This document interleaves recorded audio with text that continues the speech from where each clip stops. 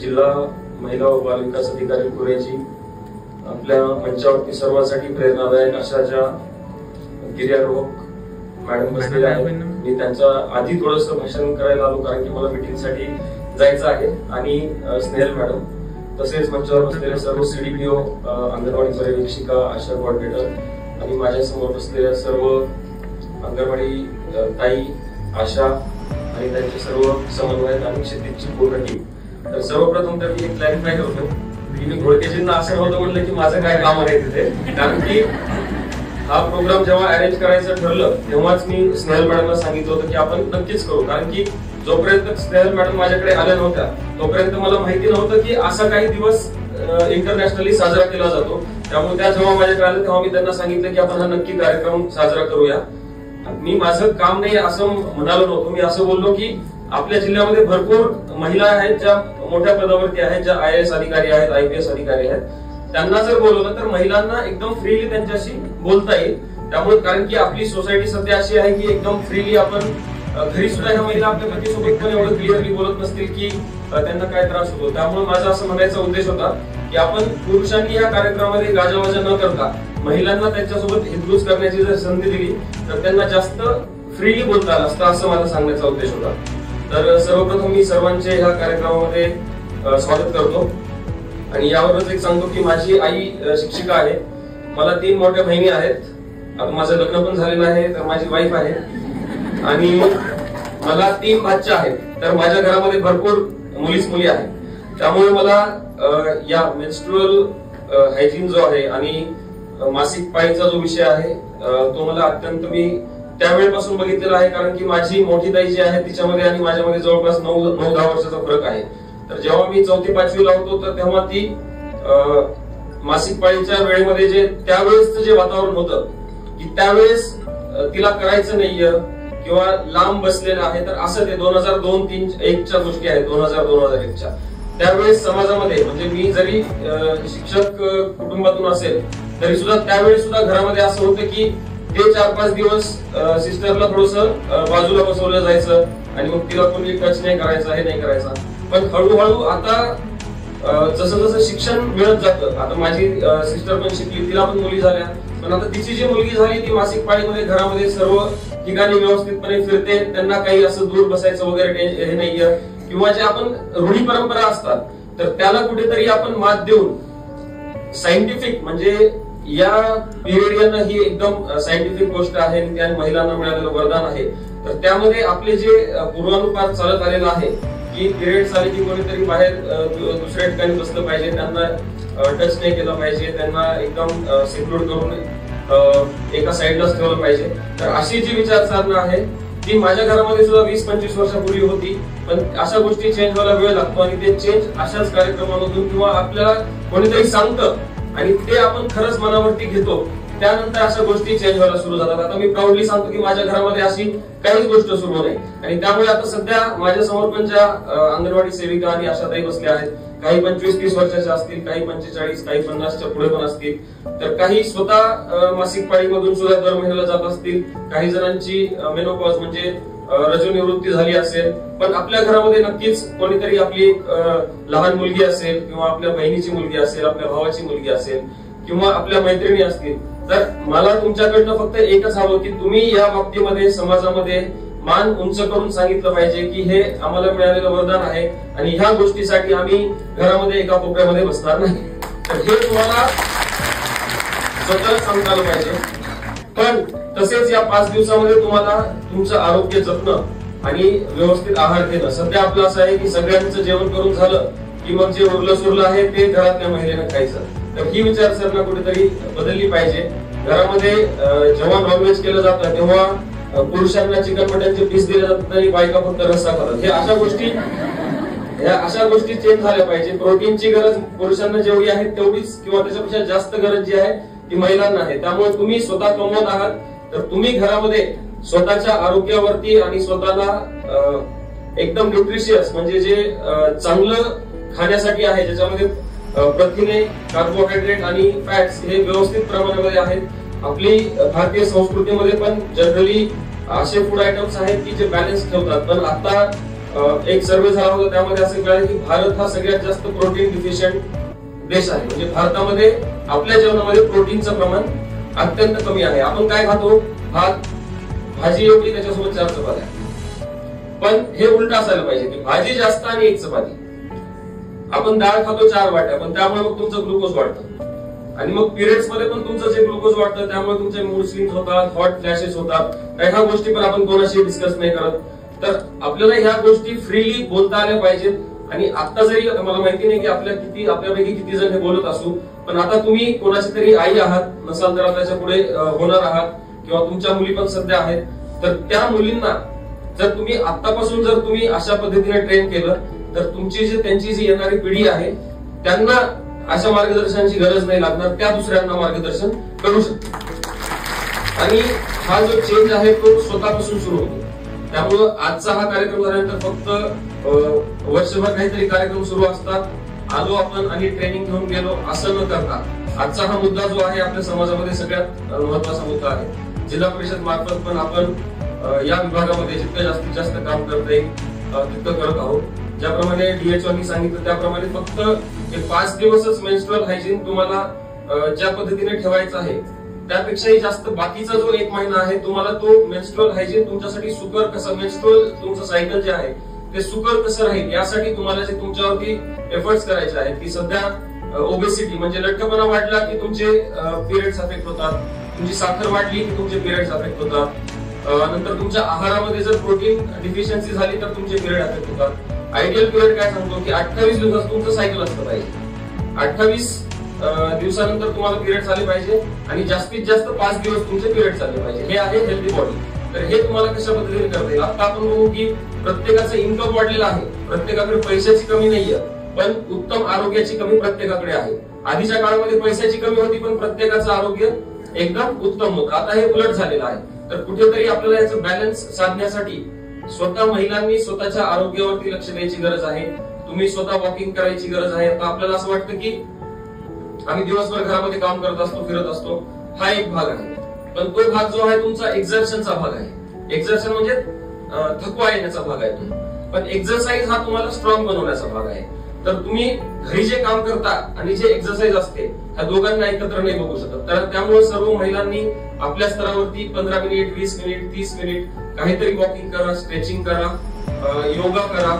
काही ना काही स्वतःच्या आरोग्यावरती जोपर्यंत तुम्ही घरी करणार नाही तोपर्यंत तुम्हाला बघून जे तुमचे वाढणारे मुलं आहेत, तुमच्या मुली आहेत, त्यांना याची सवय लागणार नाही. कारण की ज्या घरामध्ये ह्या गोष्टी चालतात, घरात जे चालतं तेच बघून सर्वजण शिकतात. घरामध्ये आपण जे खात आहोत, तुम्ही 30 वर्ष तुमच्या घरामध्ये जर सेम स्वयंपाक बनवत आहात, तुमची मुलगी लग्न होऊन दुसरीकडे गेल्यानंतर ती पण त्याच पद्धतीचा स्वयंपाक बनवणार आहे. तर स्वयंपाक कशा पद्धतीने चांगला बनवता येईल, त्यामध्ये आहार कसा न्यूट्रिशियस ठेवता येईल आणि घरामध्ये एक्सरसाइज कशा पद्धतीने तुम्हाला तुमच्या दिनचर्यामध्ये आणता येईल, हे जर तुम्ही आतापासून आणलं तर तुमच्या जेव्हा मुलींचे लग्न होऊन त्या जातील तर त्या घरामध्ये अशा पद्धतीची शिस्त लावायचे जे काम आहे. कारण की महिला ज्या असतात, महिलाच आपल्या सर्व रूढी परंपरा, चांगल्या गोष्टी आणि वाईट गोष्टी, या दोन्ही गोष्टी कॅरी फॉरवर्ड करायचं जे काम आहे ते महिला करतात.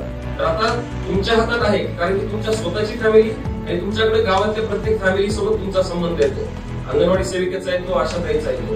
तर त्या प्रत्येक म्हणजे हे काम जे आहे तुम्हाला असं वाटलं पाहिजे की हे खरंच काम चांगलं आहे, म्हणजे मला हे काम फक्त पगार देतं म्हणून काम करायचं असं तुम्हाला न वाटता. म्हणजे भरपूरदा असं होतं की सत्कार वगैरे जे आहेत ते फक्त वरच्या अधिकाऱ्यांचे होतात, तर ते तुमचाच सत्कार असतो. आता जे अवॉर्ड्स मिळतात तो ऍक्च्युअली फक्त आम्ही नेमसेक असतो, पण जो सत्कार आहे तो तुमचाच होतो. तर आपण जे काम करत आहोत ते फक्त शासन मला पगार देतं म्हणून काम करणं ही एक गोष्ट झाली. आणि दुसरी गोष्ट, ही खरंच काम करणं आवश्यक आहे. आणि यामुळे आज नाही, उद्या नाही, 1 वर्ष, 2 वर्ष, 5 वर्ष, 10 वर्षानंतर काहीतरी चेंज होईल आणि त्या चेंज मध्ये माझं काहीतरी योगदान होतं. म्हणजे आता आपण जसं बघतो की भारताला स्वातंत्र्य मिळालं तर जास्तीत जास्त महात्मा गांधी किंवा बाकी आपले जे क्रांतिकारक होते त्यांचं नाव झालं, पण स्वातंत्र्य मिळवून देण्यासाठी कित्येक जणांनी बलिदान दिलेलं आहे, कित्येक जणांनी आपल्या स्तरावरती काम केलेलं आहे. तर जरी आपल्याला स्वातंत्र्य मिळालं असेल तरी आपल्याला अशा ज्या चुकीच्या रूढी परंपरा आहेत आणि ज्यामध्ये आपली स्त्री गुरफटून गेलेली आहे आणि तिला स्वतःच्याच आरोग्याकडे लक्ष राहिलेलं नाही, तर त्यातून बाहेर पडण्यासाठी सुद्धा आशा आणि अंगणवाडी सेविका जे आहेत, तुमचा जो रोल आहे तो सगळ्यात महत्वाचा आहे. गाव पातळीवरती, ग्राउंडवरती काम करणारे तुम्ही आहात. त्यामुळे जोपर्यंत आशा आणि अंगणवाडी सेविकांना या विषयावरती स्वतः वाटणार नाही की हा खरंच महत्वाचा विषय आहे, आणि आज जर तुम्ही आता तुम्हाला या चर्चेनंतर कळेलच की हा महत्वाचा विषय आहे, तुम्हाला माहित पण असेल, पण भरपूर आपण आपल्या कामाच्या ओघामध्ये ह्या गोष्टीबद्दल बोलायचं विसरून जातो. तर यापुढे तुम्ही जेव्हा पण अंगणवाडीमध्ये तुमच्या ऍडोलसंट गर्ल्स येतील किंवा ANM येतील किंवा आशा आपण घरोघरी जाऊन जेव्हा सर्वे करू, तर तेव्हा सॅनिटरी नॅपकिन वापरण्याबद्दल आणि त्याबाबत हायजीन कशा पद्धतीने मेंटेन करायचं आहे हे तुम्ही स्वतःच मिशन बनवून की दिवसातले 10 मिनिट तरी मी ह्या विषयावरती काम करेन. मी एका तरी फॅमिलीला ह्याबद्दल रोज सांगेन. तुमच्याकडे एका गावामध्ये 200 फॅमिली असतील, तुम्हाला 200 दिवसामध्ये तुम्ही प्रत्येक फॅमिली कव्हर केली असेल, तुमचं स्वतःचं नॉलेज यामध्ये वाढेल, आणि जेव्हा त्या गावामध्ये चेंज होईल तेव्हा तुम्हाला अभिमानाला स्वतःचाच अभिमान वाटेल. भलेही तुम्हाला कोणी रेकग्नाइज करू द्या किंवा कोणी तुम्हाला शाबासकी देव कौतुकाची थाप नाही दिली, तरी तुम्हाला मनामध्ये कुठेतरी असेल की मी हे ठरवलं होतं की मला हे काम करायचं आहे आणि मी माझं हे काम चांगलं केलेलं आहे, त्यामुळे हे गावामध्ये माझ्या परीने जेवढं करू शकत असेल तेवढा मी चेंज घडवलेला आहे. तर असं मला आशा आणि आपल्या अंगणवाडी ताईंकडनं अपेक्षा आहे. आणि दुसरी गोष्ट आहे कुपोषण मुक्त नागपूर. तर आपल्या आता बाळाचे जे वजन घ्यायचे आहे, उंची घ्यायची आहे, त्यामध्ये हे आशा, अंगणवाडी सेविका आणि अंगणवाडी मदतनीस ह्या तिघांचं एकत्रित काम आहे, आणि यावरती ANM आणि CHO हे 5 जणांनी मिळून हे काम करायचं आहे. पण सध्या असं आहे की फक्त अंगणवाडी सेविका किंवा अंगणवाडी मदतनीस हे दोघीच घेतात. रजिस्टर मध्ये ते घेतात पण काही माहिती नाही, त्याचे फोटो नाही काढले जात, फक्त जे रेग्युलर आपल्याला वाटतं. पण त्यामध्ये नागपूर आपलं एवढं मागासलेलं नाहीये, पण आपल्या डेटामध्ये चूक होत आहे. तर यामध्ये आपल्या आशा आणि अंगणवाडी सेविका, ANM या तिघांनी आणि याच्यावरती CHOनी कंट्रोल करून आता या येत्या 1 महिन्यामध्ये आपल्या अंगणवाडीमध्ये जितके मुलं आहेत तर त्यांचं वजन आणि उंची तुम्हाला जे शास्त्रीय पद्धतीने सांगितलेलं आहे, ज्यांना माहिती नसेल त्याच्यासाठी ट्रेनिंग पण दिली जाईल. तर हा डेटा व्यवस्थितपणे भरणं सगळ्यात महत्वाचं आहे, कारण की आपल्याला वाटतं की हे बाळ 1.5 फुटाचं आहे, पण ते 1.5 फुटापेक्षा जर थोडं कमी असेल आणि त्याचं वजन योग्य असेल तर तो कुपोषित मध्ये दाखवणार नाही. पण आपल्या अंदाजाने आपण जेव्हा उंची टाकतो त्याची, तर तेव्हा वजन त्याचं कमी दाखवलं जातं. तर आपल्याला त्याचं वजन आणि उंची एकदम तंतोतंतपणे एकदम जे करेक्ट आहे ते घ्यायचं आहे. त्यामुळे येत्या 1 महिन्यामध्ये आणि आशा आणि अंगणवाडी सेविका दोन्ही विभाग जरी वेगळे असले तरी तुम्हाला एकत्रितच काम करायचं आहे. तुम्ही एकमेकांचे कॉम्पिटिटर नाही आहात, तुम्ही एकमेकांच्या मैत्रिणी आहात, एकमेकांचे सहकारी आहात. तर तुम्ही दोघींनी जर एकत्रित मिळून काम केलं तर आरोग्य आणि कुपोषण, महिलेचं असू द्या किंवा नवजात अर्भकाचं असू द्या किंवा जे अंगणवाडीमध्ये आपले लहान लहान मुलं शिकतात, जे की आपल्या येणाऱ्या समाजाचा कणा आहे, कारण की ह्या सिस्टीम कशा आहेत, ह्या सर्व इंटरलिंक्ड आहेत.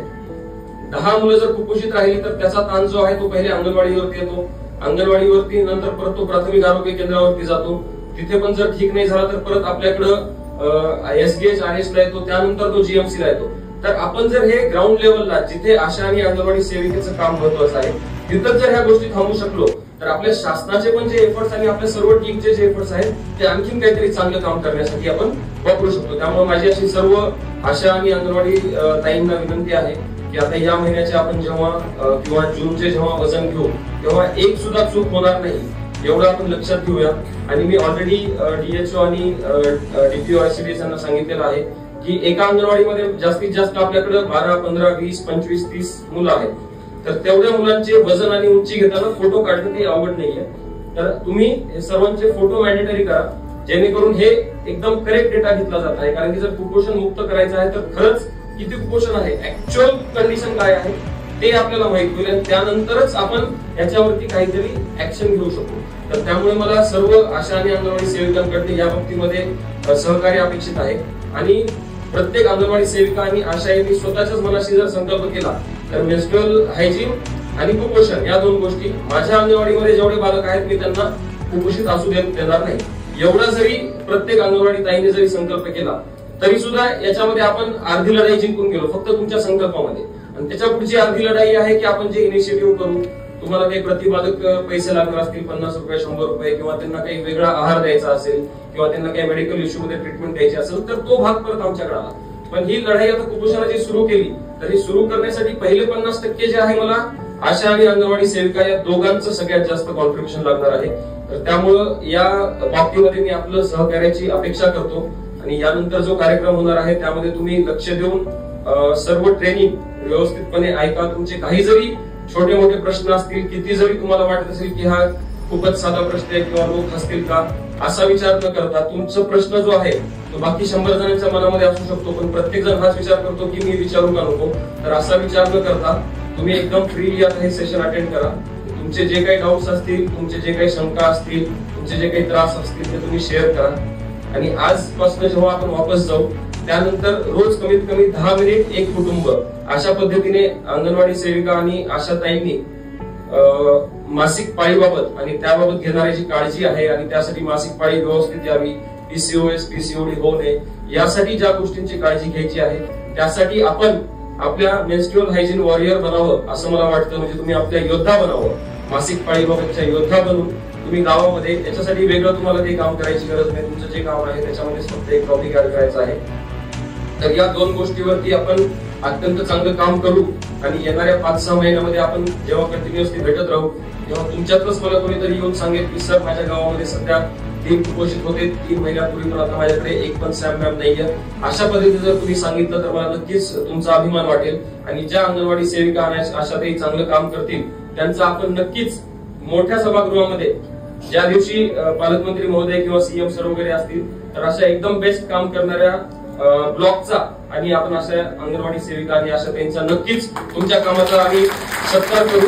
तर तुमच्याकडनं एवढीच अपेक्षा व्यक्त करतो आणि आपण सर्व मिळून एकत्रितपणे काम करून जिल्हा परिषद नागपूर आणि ग्रामीण भागामध्ये जास्तीत जास्त चांगल्या पद्धतीचं काम कशा पद्धतीने करता येईल जेणेकरून आपल्या येणाऱ्या ज्या समस्या आहेत त्या कमीत कमी होतील आणि त्या समस्यावरती मात करण्यासाठी आपण नेहमी रेडी राहू अशी मी अपेक्षा व्यक्त करतो. आणि आजच्या कार्यक्रमासाठी क्षितिज फाउंडेशनला आणि महिला बालकल्याण विभाग तसेच आरोग्य विभाग यांना शुभेच्छा देतो.